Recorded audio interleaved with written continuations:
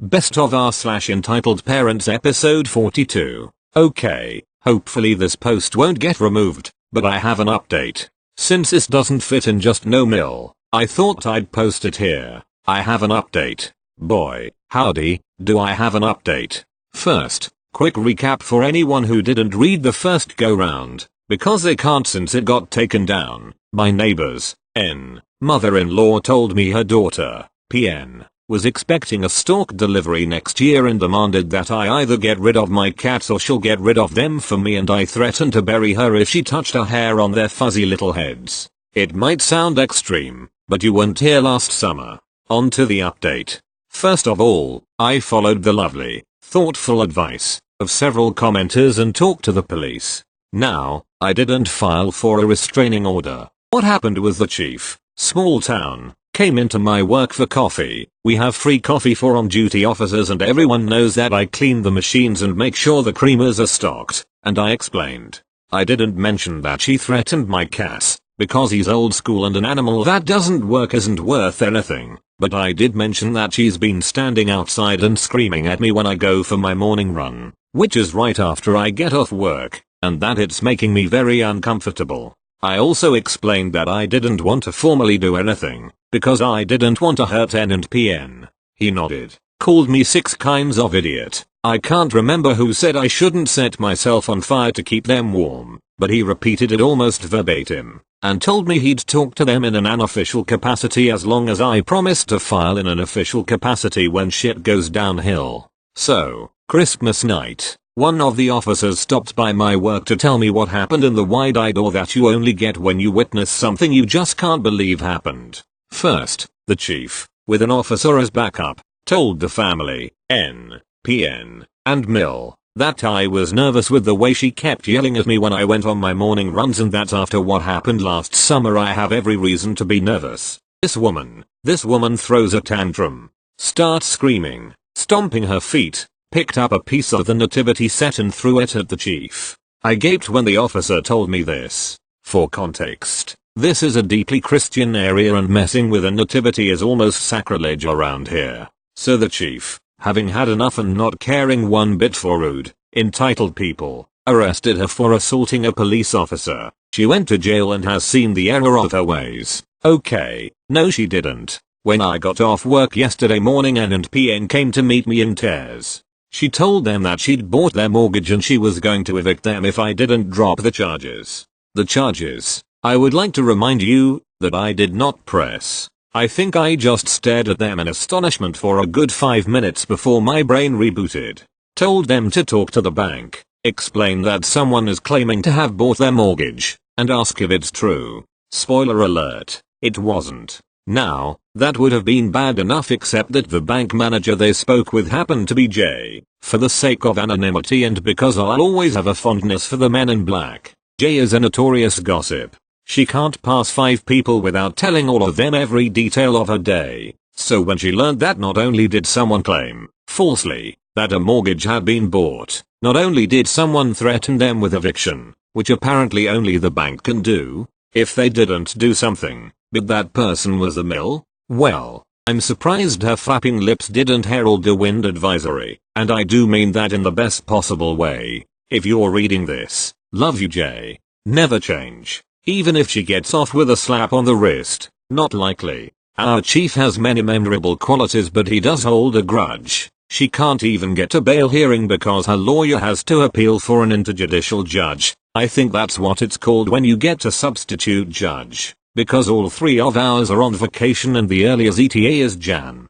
3rd, and the bank, the one the mortgage was through, is also pressing charges, because it's illegal to claim you own a mortgage you don't. And her name is Mud in our town. Welcome to life in a small town bitch. Thank you. Next. My mom just yelled at me while I was still sleeping, and told me that the washing machine broke and no one in the house apart from her cared.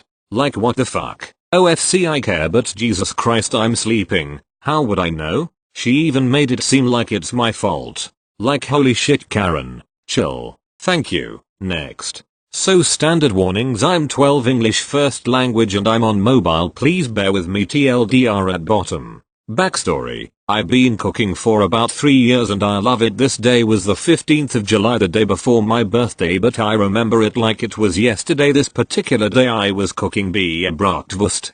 Cast, me marbled enigma mom popo cops dad Fatherin. Story. So as mentioned, I was in my kitchen at my mom's. It's the day right before my birthday party and my mom promised I'd have a party, so I'm cooking a bratwurst and mom comes up behind me and says that smells good. Num 3 racks my autistic ass not knowing what she's talking about. I say, and I probably shouldn't have what smells good because she was cooking lemon zested salmon, so she's like just forget it, and I keep trying to say what do you mean. Then she says num 3 racks, if you keep talking about it I will knock you into that refrigerator and you won't see your next birthday. I start crying. She's like, cry, see if I care. I turn my brat off and go upstairs to her work phone. Cause in May I broke my own phone, dial 911, and about 25 minutes later Q. Popo the lady cop says we got a call about a 12-year-old being threatened. Mom calls for me. I get down there and this is the conversation. Popo, what happened? Me, I was cooking and mom said that smells good and I didn't know what she was talking about, so I say what are you talking about, and she says forget it, and I try to explain it father and she says if you don't stop talking I'll knock you into the refrigerator. Popo, well your mom has the right to discipline you any way she wants and I want you to apologize and mean it. I apologize but I don't really mean it. She calls my dad. My dad gets at the house in 20 minutes. Dad,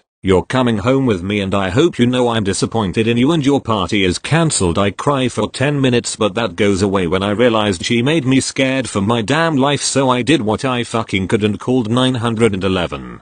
TLDR, mom threatens me, demands respect. I call the cops and she's mad at me for that. Thank you. Next. Obligatory sorry I'm on mobile. I work retail and this story happened last year at Christmas time.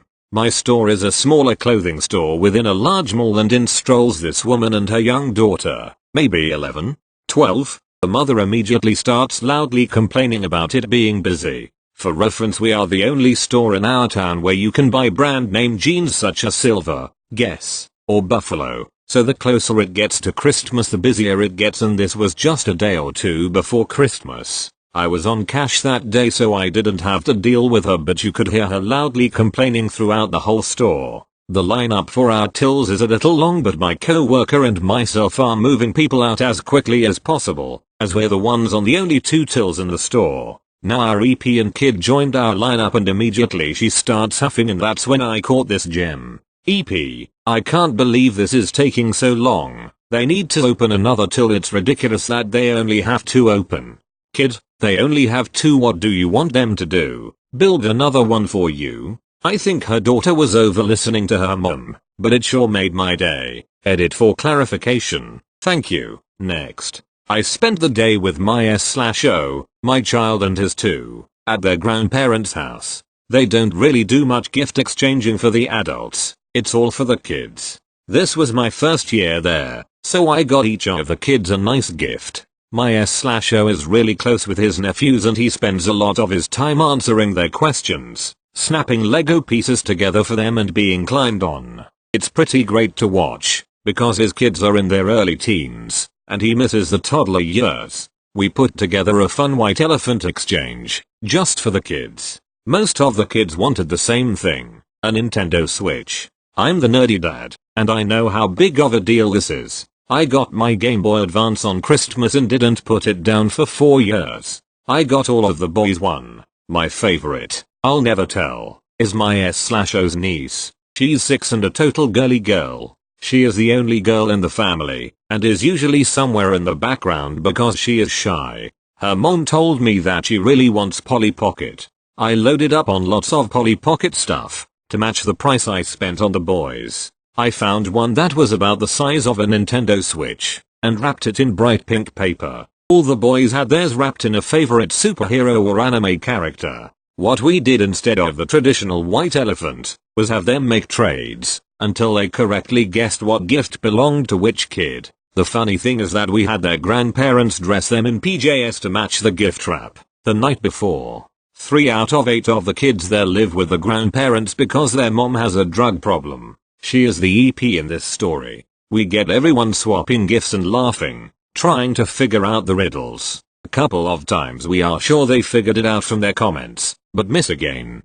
It's a lot of fun and everyone is laughing. EP suddenly goes to one of her younger sons, whispers something to him. He jumps up, grabs the pink colored gift, and rips it open. He just stands there laughing. My S/O grins, thinking he's just being playful, and goes to get the gift from him to retape it. EP grabs the package and sits on the floor in a ball, covering it. My S/O just stares at his sister confused. The game's not over. I'm just going to retape it. EP, I know it's the best gift, because you want, niece, to get it. You guys always baby her. S/O, it's a kid's game. You should be ashamed. Everyone was telling her to stop being a child, and give the gift back so it could be put back in the game. Everyone had been having fun until she lost her mind. EP, everyone wants the best of everything for her. Why can't anyone ever do anything for my kids? Grandma, your kids live with us. We do everything for them. We do more for them than all the other kids combined. Stop being crazy. EP, I hate you all. She starts ripping the package apart. When she sees what it is, she throws it at the wall. Everyone came to a dead silence. She storms out. The kids all look concerned, but no one is crying. We just get them reseated. I give them all the correct packages, because everyone is so quiet. While they are unwrapping them, my S/O gets the giant hamper of Polly Pocket toys from our trunk. All the boys are oh-oh-oh-ohing and ahhing about their gift. When our niece sees the hamper, her whole face lights up. I never knew a 6-year-old had enough body strength to choke you out during a hug, but I almost found out. For the rest of the day, she was sitting on the floor surrounded by toys. She looked so happy. The boys all took turns helping each other set up their devices. I will forever be known as the cool uncle. As we were ready to leave, we heard my partner's brother and 2 sisters in the yard arguing. The EP sister was screaming about something and the other 2 were telling her she couldn't leave because she was high. My S/O later told me that she was saying that I purposely tricked her into thinking our niece's gifts were better than her 3 sons' gifts, and that I was gaslighting her on purpose. Nothing to do with the story, but I wanted to add this. The highlight of my Christmas was teaching all my nephews to do the armpit fart trick. Their parents were playfully annoyed because they did it all evening. I can't help it. I have to pass down our traditions to the next generation. Thank you. Next. When I was younger, me and my stepbrother liked Pokemon cards, and I would bring over cards from my mom's to battle my stepbrother at my dad's. Well, one day I come home and can't find my really good card, so I look and can't find it, so I ask my dad if he has seen it, which he said that he say my stepbrother with it, so we go to find it on the side of his bed. So my dad makes my stepbrother do chores. When his mom, my stepmom, get home for work, my stepbrother cries to her that I stole his good card and told dad it was mine, which I did not do. So my dad bans Pokemon cards and sells my stepbrother's cards. Thank you. Next. Again, I'm just going to get right into this. So, this all happened at my church over the span of several years, age 6-11. For some quick background, my mom was my grade's Sunday school teacher for boys and girls. In my class, I had mostly people I knew from school. One of the boys, who we'll call K, you'll see why I took out the entitled later, was particularly nasty. The first incident I remember having with him was when he spat in my face. I took offense and told my mom, and he got a scolding, but that was about it. But here's where the crap really hit the fan. Every year, our church used to hold a car racing derby where kids would get to make wooden cars and race them. That year was my brother's first year entering, so I was standing on the sidelines watching. Kay came up to me, and it was a typical 6/7-year-old banter.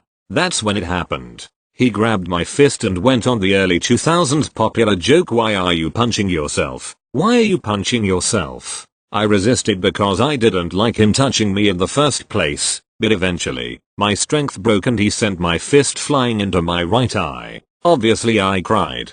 Thankfully, it hadn't been too hard, so no black eye, but my mom reported it to the children's pastor, who reported it to his parents. And somehow, someway, that was the last year my mom taught Sunday school. Her words, not mine, but she's fairly certain his mom had something to do with it. His mom also never apologized. About a year later, we still hate each other. I had a Bible app on my brand new Kindle Fire. I had brought it to church, and during large group, I set it under my chair so I could stand and worship. When I went to sit down, I nearly fell on top of it because Kay had pulled my chair out from under me and I'd nearly sat on my Kindle.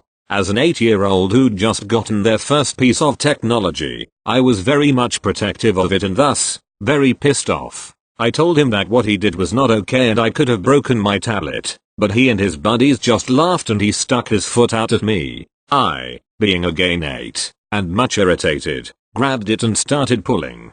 Kay then took his leg back and shoved it directly in my face, resulting in a very bloody lip. My mom was pretty upset at the whole thing. She knew I had grabbed his leg, but as far as she was concerned, I had a bloody lip and he did not, so I apologized, but he and his mom again did not. In 5th grade, his mom switched his VBS group once she found out I was in it, but he still managed to kick my chair for like 5 minutes before the pastor moved him another row back. One last incident happened in 6th grade, and for this one, I know I'm not blameless, but again, neither is he, so please no hate. I was on stage doing something or other for a challenge and I noticed him laughing at me and sticking his tongue out at me. After I got off stage, I confronted him about it, but he just laughed in my face. I stepped on his feet. He stepped back. I shoved him. He kicked me in my vagina. Lovely. I think after that, we were the reason the church imposed separate small groups for boys and girls. On top of that, he went after my little brother, who had done nothing wrong. At one point I was heading up to the kids section to pick up my brother and he came up to me crying because Kay had whacked his head onto some wood siding.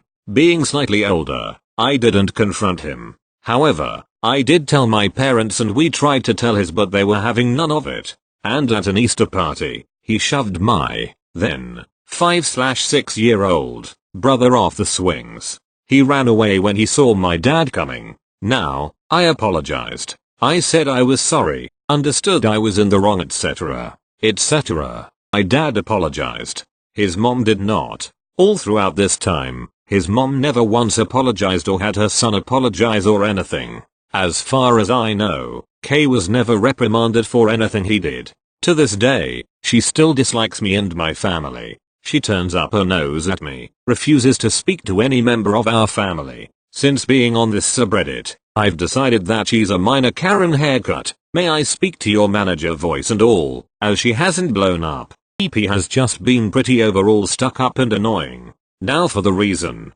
K isn't being written as EK. We made up. Maybe it wasn't spoken, but after a solid 2 years of being on strict no contact, I think what happened is we matured and grew up. We're not the best of friends or anything. We barely ever talk, but we've hung out briefly while volunteering for VBS, and he plays with my brother sometimes. His sister is also nice, though I swear her haircut looks exactly like her mom's, and his dad is down to earth and he and my dad have civil conversations from time to time. His mom, however, I've deemed a lost cause. Anyway, that's my story. And again, real fast, my story here isn't condoning the things I did at all. Here, me and Kay were both in the wrong, and I was reprimanded for what I did. It's his mother's negligence to do anything about her son's behavior that gets me.